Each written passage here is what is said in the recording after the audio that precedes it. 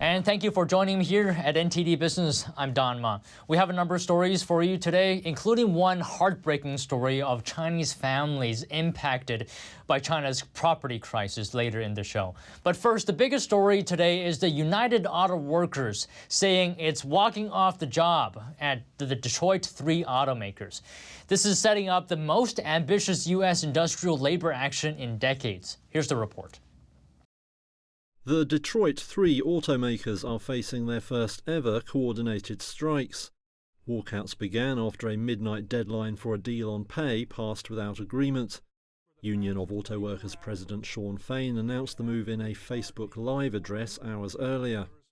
For the first time in our history, we will strike all three of the big three at once. We are using a new strategy, the stand-up strike. We will call on select facilities, locals, or units to stand up and go on strike. The first stoppages involve 12,700 workers and target 3 plants: Ford's Bronco factory in Wayne, Michigan, GM's mid-sized pickup truck facility in Wentzville, Missouri, and Stellantis' Jeep assembly plant in Toledo, Ohio. Together, the 3 factories are critical to some of the U.S. industry's most profitable vehicles. Fain said he would join a picket line and didn't rule out widening the industrial action further. This strategy will keep the companies guessing. It will give our national negotiators maximum leverage and flexibility in bargaining. And if we need to go all out, we will. Everything is on the table. The union wants 40% pay rises to compensate for soaring inflation. It says offers of up to 20%, phased in over several years, are not good enough. Ford says the future of the industry is at stake. It says the hikes demanded by negotiators could double its US labour costs. The firm has slammed the UAW's approach, saying the union never came back with counter-offers. Now the strike is also a headache for President Joe Biden, who had publicly pushed for a deal to avert stoppages.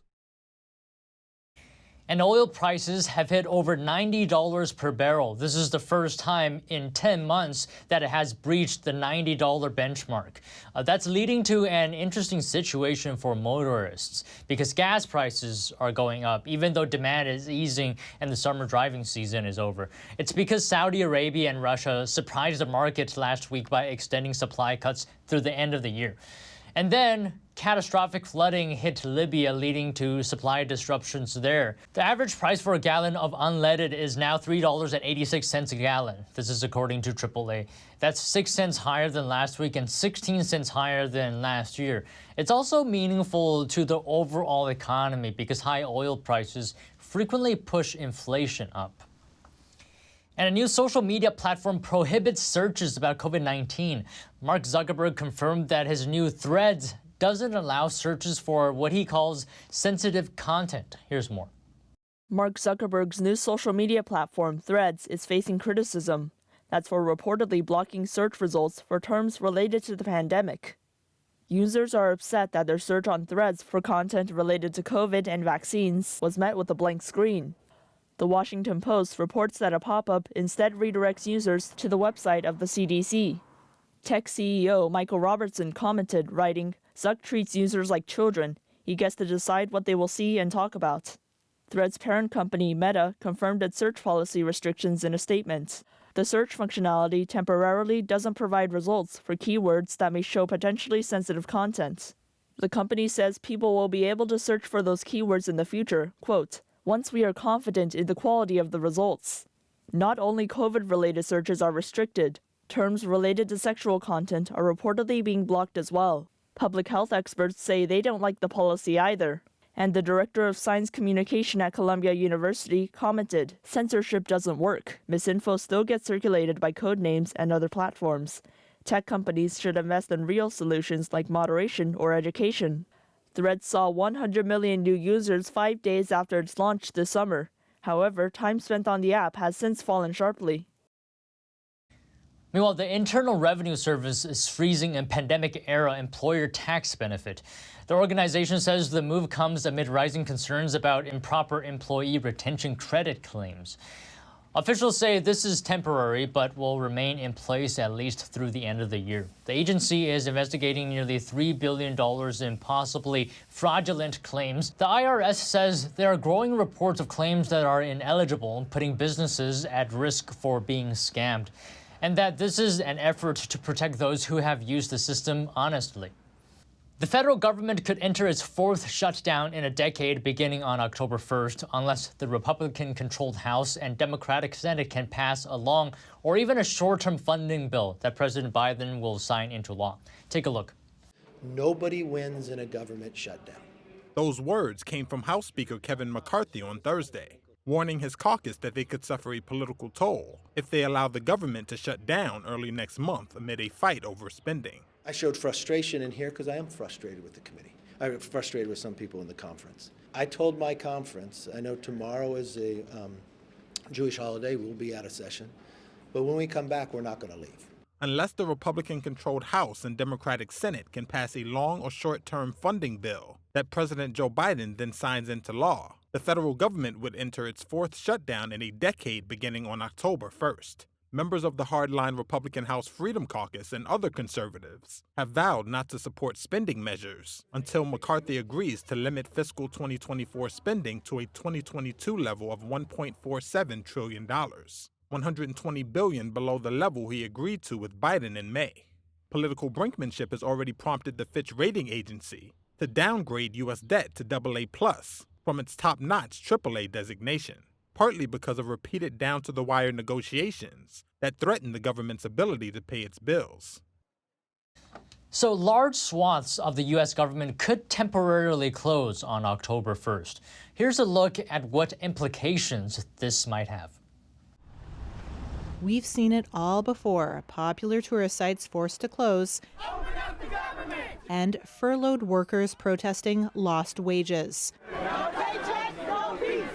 It could all happen again on October 1st if Congress fails to approve spending bills amid a dispute between lawmakers, which could result in a government shutdown. Congress must allocate funding to more than 400 government agencies each fiscal year, which ends on September 30th. If lawmakers don't pass those bills before the new fiscal year starts, those agencies will be unable to continue operating as normal. There have been 20 shutdowns since the 1970s, according to the Congressional Research Service. Among those, the shutdown between December 2018 and January 2019, when Republican President Donald Trump battled Democratic lawmakers over funding for a border wall. And data shows that shutdown cost the economy about $3 billion. Hey, hey, ho, ho, the shutdown has got to go. Some 800,000 federal employees were furloughed without pay for 35 days during the 2018-2019 shutdown, hitting many workers right in the wallet. We're all hurting here. We want to work. I want to work. I want to serve my country. Our budget is blown out of the water. I have no idea how to plan for what's next. A wide range of government services could be halted during a shutdown, from trash pickup at national parks to passport applications. Other workers deemed essential would remain on the job, but without pay. For example, military personnel would remain working, but roughly 429,000 civilian Pentagon employees would be furloughed. A debt limit is a cap set by Congress on how much money the U.S. government can borrow, which needs to be raised from time to time. Failure to do so could prevent the Treasury Department from paying its debts, and that would likely have severe consequences on global markets and could plunge the country into recession. Sometimes Congress raises the debt ceiling quietly, and sometimes, like in June of this year, The structure of negotiations. lawmakers use the occasion to engage in a noisy debate over fiscal policy before raising the cap at the last possible moment. And Google will have to fork over more than $93 million to the state of California. That's to settle allegations it collected and used consumers' location data without consent. California's Attorney General says Google also agreed to follow strict rules to prevent future misconduct. The investigation found that Google misled users by promising not to track their location when they opted out. but continued to do so for its own commercial purposes. This action stemmed from a multi-year investigation by the California Department of Justice. It revealed that Google had been gathering and using location data for profiling and advertising purposes. The investigation also found that Google used location data to create behavioral profiles of users. And now turning to the illegal immigration crisis, many illegal border crossers were released into the U.S. without an accurate address to track them down. This is what a new watchdog found in its report. Here's a look. The Biden administration doesn't have information to locate over 100,000 illegal immigrants released into the U.S. That's according to a report released Monday by the Department of Homeland Security Inspector General. The DHS released more than 1.3 million illegal immigrants under federal law into the U.S. from March 2021 through August 2022. DHS workers are required to identify an address prior to releasing each immigrant. The addresses help in situations when ICE officers need to track down fugitive illegal immigrants.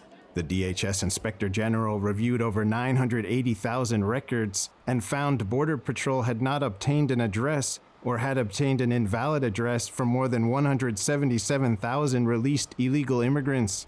That included illegal immigrants with undeliverable addresses and addresses at entities such as charities or other government agencies. Some addresses were used repeatedly. A full 80% of the reviewed addresses were used at least twice over the 18-month period. More than 780 addresses were used over 20 times.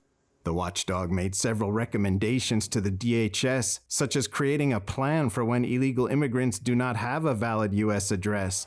The Inspector General concluded in the report, ICE must be able to locate migrants to enforce immigration laws, including to arrest or remove individuals who are considered potential threats to national security. And the EU's top regulator has slapped TikTok with a $370 million fine.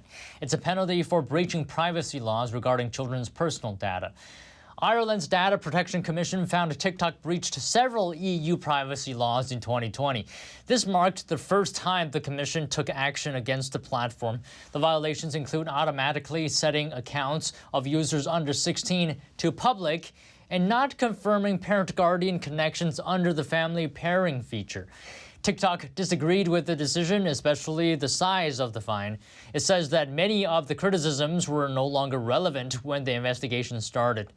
The Commission is also looking into whether TikTok sends users' personal data to China and if it complies with data protection laws when transferring personal data outside the EU. And scores of people have been posting videos of their unfinished homes on social media to draw attention to their situation as China's property market struggles. Here's the report. These Chinese homebuyers have seen dreams of owning their own place shattered. They're chanting, "We want our house back," and holding contracts in their hands for apartments in an unfinished residential complex in the northwestern city of Tongchuan.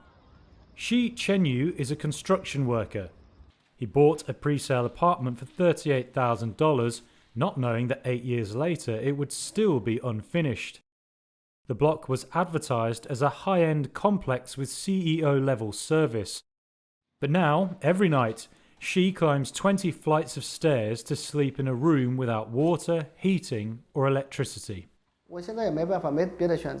I don't have any choice now. Living here, there's no water or electricity. When I come back from work at night and climb up the stairs to the 20th floor, I have to use a flashlight. For lighting, as you can see, I use a solar-powered lamp. It's set to automatic, so it turns on at night and off during the day. I virtually don't drink water or wash my face up here. I can even say I don't brush my teeth. From May until now, I've worked on the construction site during the day and come up here to sleep at night. She and a dozen others live in the block to pressure authorities to address so-called rotting or unfinished homes. Such buildings have become more common during China's years-long property slump, where many developers have gone bankrupt or struggled with their debts. Residents say construction has stalled since 2015, but apartments kept being sold until 2020. Many of Shi's neighbours are retirees who had bought apartments for their unmarried sons or labourers who can't afford to rent elsewhere. Inside, solar-powered lamps illuminate bare concrete walls and floors covered with layers of dust and gravel. Residents cook in a first-floor communal kitchen with a single gas burner. They also share the communal toilet in a makeshift metal shed.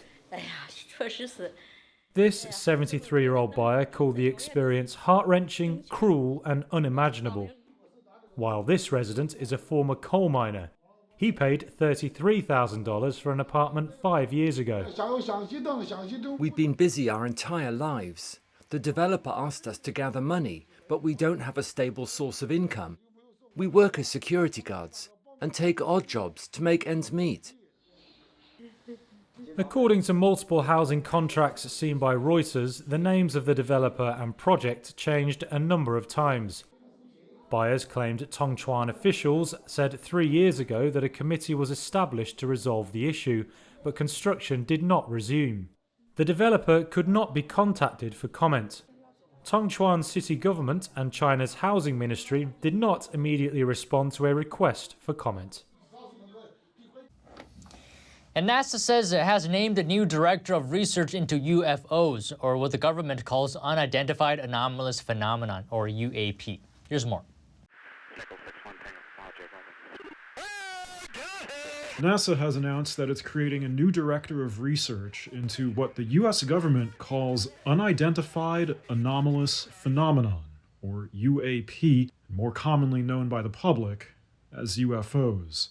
The U.S. government has made headlines in recent years by releasing videos like this jet fighter footage showing such encounters after decades of relative silence on the subject. Thursday's announcement of a new UAP director came on the heels of an independent panel at NASA, which recommended that the agency play a larger role in helping the Pentagon detect the things.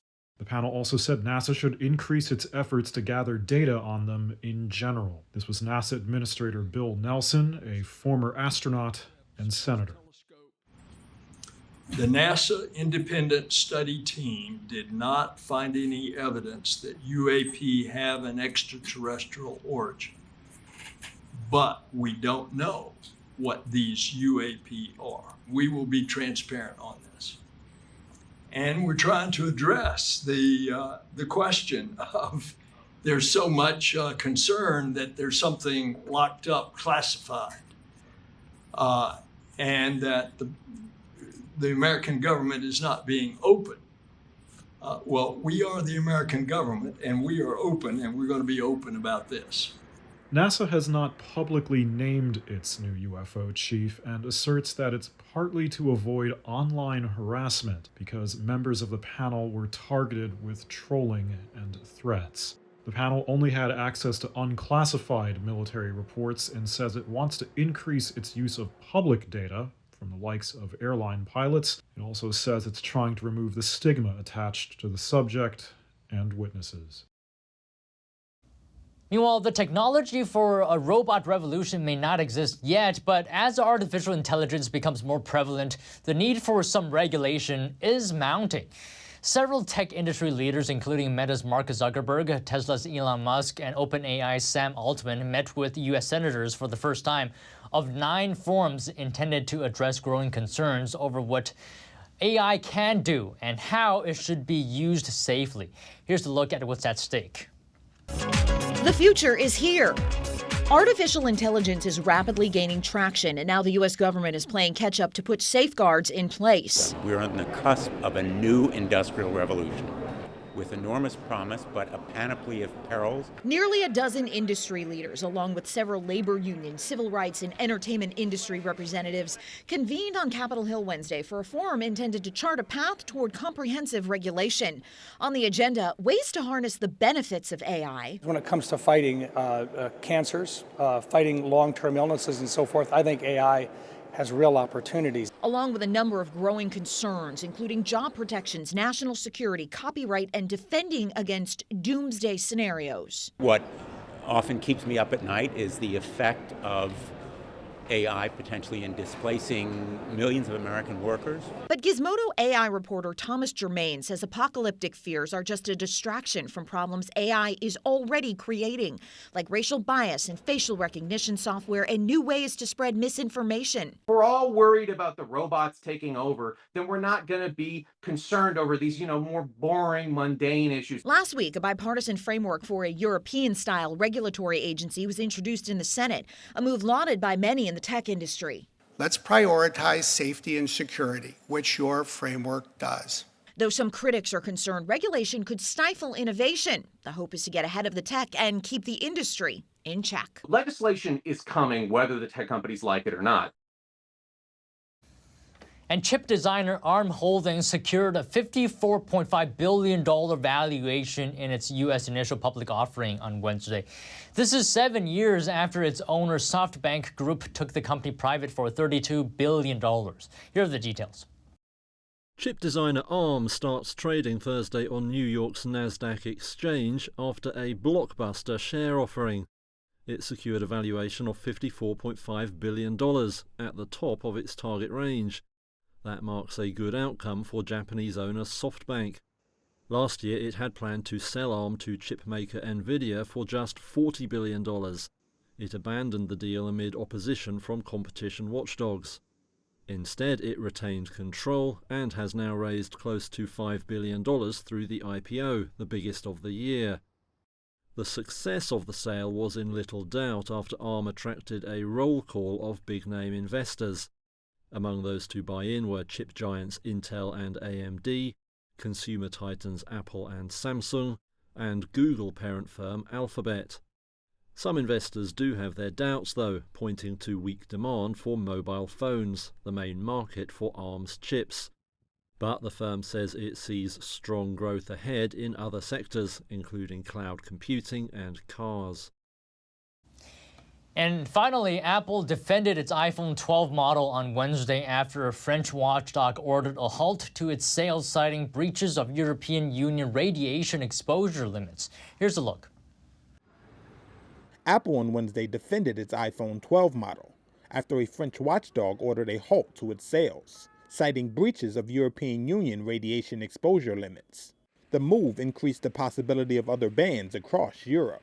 France's National Frequency Agency said it would send agents to Apple stores and other distributors to make sure the model was no longer being sold, adding that a failure to act would result in the recall of iPhone 12s already sold to consumers. Apple, meanwhile, disputed the watchdog's findings, saying in a statement that the iPhone 12, launched in 2020, was certified by multiple international bodies as compliant with global radiation standards, that it had provided several Apple and third-party lab results proving the phone's compliance to the French agency, and that it was contesting its findings.